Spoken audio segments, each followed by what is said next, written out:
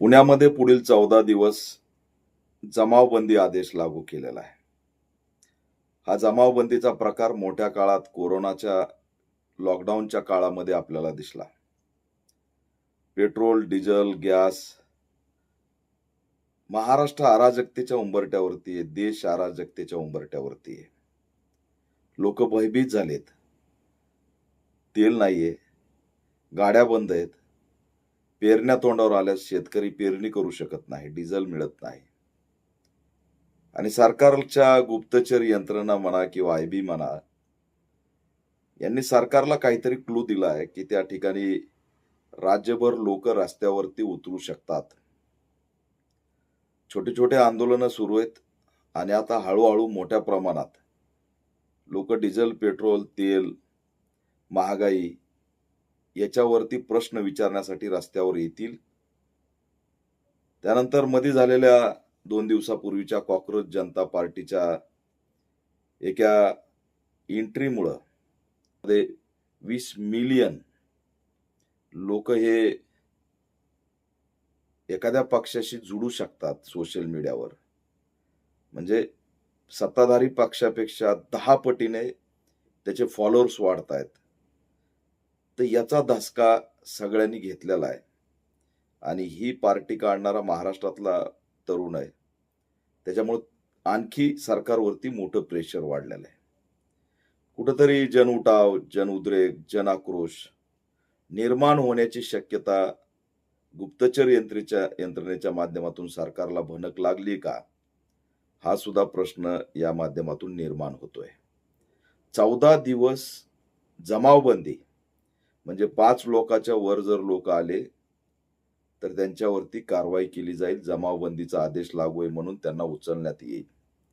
म्हणजे या 14 दिवसात तुम्ही मोर्चे काढायचे नाही, आंदोलनं काढायचे नाही, निदर्शनं करायचे नाही, एकत्र यायचं नाही, चर्चा करायची नाही. म्हणजे अशा पद्धतीने एक प्रकारची ही आणीबाणीची पहिली स्थिती आहे का, असा सुद्धा प्रश्न या ठिकाणी निर्माण झालाय. आजच एक आंदोलन मुंबईमध्ये झालंय आणि त्यानंतर सरकारने मोठ्या प्रमाणात धसका घेतलाय.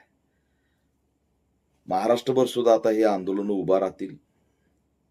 पक्षविरहित लोकांचे आंदोलन जर उभा राहिले तर ते कंट्रोलमध्ये येणार नाहीत आणि म्हणून ही जमावबंदीचा आदेश लावण्यात आलाय. परंतु हे धक्कादायक आहे. लोकशाहीमध्ये अशा पद्धतीची हुकुमशाही गाजवणं दुर्दैवी आहे. असा जमावबंदी आदेश लावून जनतेचा आवाज दाबणं चुकीचं आहे. म्हणजे तुम्ही तेल देणार नाहीत, पेट्रोल डिझेल उपलब्ध करून देणार नाहीत, वस्तुस्थिती काय आहे ते सांगणार नाहीत, संकट काय आहे ते सांगणार नाहीत. लोकांना भयभीत करायचं आणि संपवायचं हा कुठला अजेंडा आहे? म्हणजे तुम्ही तुमच्या घरात गुदमरून जा, तुमचा व्यवसाय बंद पडला तरी सरकारला घेणं देणं नाही, तुमचा रोजगार गेला तरी घेणं देणं नाही. लोंढेची लोंढे उद्या भयभीत होऊन रस्त्याने चलत चलत आपल्या गावाकडे पुन्हा एकदा कोरोनासारखे दिसले तर आश्चर्य वाटू देऊ नका. सरकारला याच्याशी काही घेणं देणं नाही. सरकारने तर आपलं जमावबंदी आदेश अमुक ढमुक लावून टाकलंय आणि आता अग्निवीरचा कार्यकाळ सुद्धा 4 वर्षाचा संपलेला आहे.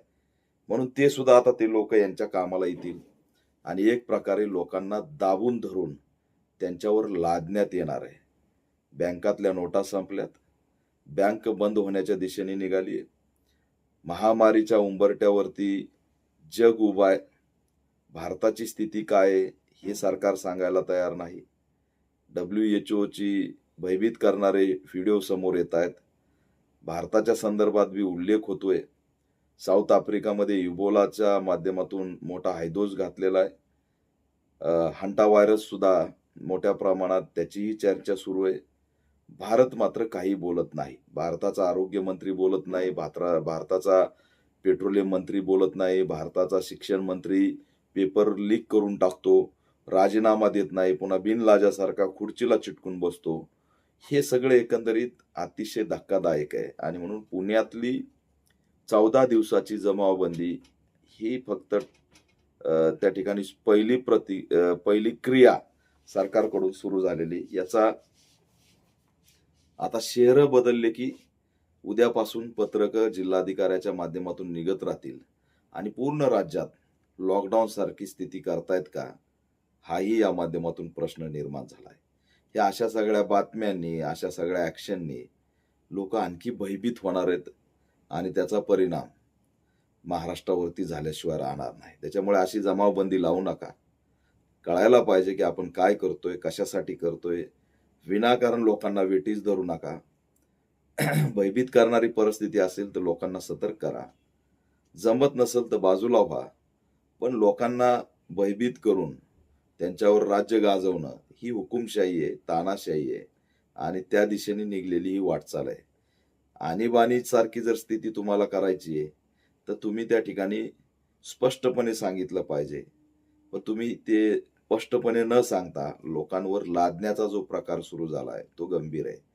तेल का मिळत नाही, तेलाची स्थिती काय, ते 5 डेपो जे आहेत जिथं तेल येतं त्या डेपोची स्थिती काय, मीडिया याच्यावर गप्प आहे, सगळे गप्प आहेत. सरकार मात्र एका पाठोपाठ एक लादण्याचा प्रकार करत आहे आणि राज्याचे मुख्यमंत्री जमावबंदी लावून मोकळे झालेत. 14 दिवसाची जमावबंदी म्हणजे हळूहळू लॉकडाऊनच्या दिशेने निघलेले हे वातावरण आहे. त्याच्यावर बोलत नाहीत. पण मोदी किती आत्मनिर्भर भारत करतायत, मोदी कसे आहेत, मोदी असे आहेत, मोदी तसे आहेत. अरे जरा बघा, लोक केंडाने एकामेकाला मारायला लागलेत. शेतकरी हवालदिल झालाय. त्याचा माल शेतातून घेऊन जायला त्याच्याकडे तेल नाही. सगळा बेरोजगार तरुण वणवण भटकतोय कामासाठी. ज्याच्या हातात रोजगार आहे त्याचा रोजगार निघून चाललाय. लोकांचे स्टेटस, लोकांच्या पोस्ट, लोकांना भयभीत करणारे अनेक प्रकार पुढे येत आहेत. बँक म्हणताय की आमच्याकडे नोटा नाहीत. पेट्रोलच्या पंपावर गेल्यावर डिझेल तिथं मिळत नाही आणि ब्लॅकमध्ये मात्र डिझेल मिळतंय. पैसे वाढून लुटमार चालू आहे, त्याच्यावर कुणीही बोलत नाही. ह्या सगळ्यामध्ये सगळं वाचवा म्हणतात. टोल वसुली चालू आहे, टॅक्स वसुली चालू आहे. का बरं जीएसटी अन्नधान्यावरला या संकटाच्या काळात बंद केला नाही? का बरं टोल घेऊ नका, टोल बंद केला नाही? म्हणजे लोकांच्या महागाई लावून त्यांच्या खिशातून तो मरायला लागला तरी त्याच्या खिशातून वाढायचं, त्याच्या बँकेतून वाढायचं, त्याच्या घरातून वाढायचं. म्हणजे शेवटी त्यांनी स्वतःला संपून घेतल्यावर तुमच्या मनाचं समाधान होणार आहे का? त्याची नोंद सुद्धा तुमच्या दरबारी होणार नाही हेही आम्हाला माहिती आहे. त्याच्या जाण्याचा तुम्हाला कोणता फरक पडणार आहे का? तेही पडणार नाही. माणूस जाईल, त्याचं कुटुंब उद्ध्वस्त होईल. कुटुंबातले अनेक सदस्य पुन्हा त्याच्या पाठीमागे त्यांना गेल्याशिवाय पर्याय नाही. ती सिच्युएशन तुम्ही आणताय का? माणूस म्हणून त्याच्याकडं तुम्ही संवेदनाने बघणार आहेत की नाही, हा गंभीर प्रश्न आहे. त्याला तुम्ही लुटत निघलात. का टोल बंद करत नाहीत? का त्याला राशन व्यवस्थित प्रामाणिकपणे देत नाहीत? राशनचा भ्रष्टाचार थांबत नाही. अन्नधान्यावरला जीएसटी तुम्ही लावताय. हे काय चाललंय? त्याच्यात तुम्ही कन्सेशन देत नाहीत. इकडं मात्र वैश्विक संकट आहे. अरे पण लोक पैसेच कमवत नाहीत वैश्विक संकटात. महागाईमुळे आधीच तो परेशान आहे. पण त्याच्याकडून तरी पण तुम्ही लवचिंबक लावल्यासारखं खिचून घेताय. त्याला काही त्याचं आयुष्य पूर्ण उद्ध्वस्त करताय. तर हे दुर्दैव आहे. काय करायला निघालात तुम्ही लोकांसोबत ते स्पष्टपणे सांगा की बाबा काय तुम्हाला लोक संपवायचे, लोकसंख्या घटवायची, नेमका तुमचा अजेंडा काय? तुम्ही ब्लॅकमेल झालात, कोणता देश तुमच्यावर दबाव आणतोय का? जगात तुम्हाला कोणी घाबरवतोय का? इपिस्टिन फाईलमुळे घाबरलात का? कशामुळं तुम्ही घाबरलात ते सांगा. जगाला कशाला तुम्ही देशाला कशाला उद्ध्वस्त करताय? जगातला कोणता देश जर तुम्हाला ब्लॅकमेल करत असेल तर देशाला, राज्याला उद्ध्वस्त करू नका. तुम्ही एकट्या दोकट्या माणसामुळे जर देश उद्ध्वस्त होत असेल तर बाजूला व्हा. किंवा राजकीय याच्यातून तुम्हाला कुणी भयभीत करतंय, काय नेमकं चाललंय तुमच्यासोबत? अरे माणूस मरायला लागलाय, त्याला पाण्याची गरज आहे, तुम्ही मोदी मोदी म्हणताय. त्याला डिझेल तिथं भेटत नाही, शेतकरी हवालदिल झालाय, पेरण्या तोंडावर आल्यात आणि तिथं तुम्ही मोदी मोदी करताय, धर्म करताय. लाज वाटली पाहिजे जमावबंदी आदेश लावताना. त्या लोकांनी तुमच्याकडं बोटच दाखवायचं नाही, आवाज उठवायचा नाही, आंदोलन करायचं नाही. अरे निदर्शनं सुद्धा करायची नाहीत, 5 जणांनी एकत्र करायचं नाही. जमावबंदी काय, उद्या तुम्ही तर कर्फ्यू लावताल. कशासाठी? शाळा तोंडावर आल्यात, जनगणनाच साठी इथं सुरू आहे आणि लोकांना एकत्र येऊ द्यायचं नाही, लोकांना बोलू द्यायचं नाही. आता तुमचं नेट सुद्धा जिओचं स्लो होत चाललंय. नेट सुद्धा चलत नाही, पटकन डाटा पण फिनिश व्हायला लागलाय. लोकांनी कुठूनच बोलायचं नाही म्हणून तुम्ही त्याला बंदिस्त करणार. उद्या आता हे सिस्टमवर आमचं बोलणं चालू आहे तेही बंद करणार, हा संवादही बंद करणार आणि मनमानी करून तुम्ही काय साध्य करायला निघालात हेच कळत नाही. आणि म्हणून कधी कधी वाटतं या सगळ्या अराजकतेचा कल्पना अजित पवारांना होती का, असा सुद्धा संशय आता निर्माण व्हायला लागलाय. आणि अराजकता लादायची याला त्यांनी विरोध केला होता का, असा सुद्धा संशय निर्माण व्हायला लागलाय. ही सुरुवात पुण्यातून झालेली राज्यभर होईल. लॉकडाऊन येतंय की आणीबाणी येते हे आता बघायचं राहिलेलं आहे. लोकांनो, तुम्ही मात्र देशभक्त आणि धर्म याच्यातच खुश राहा.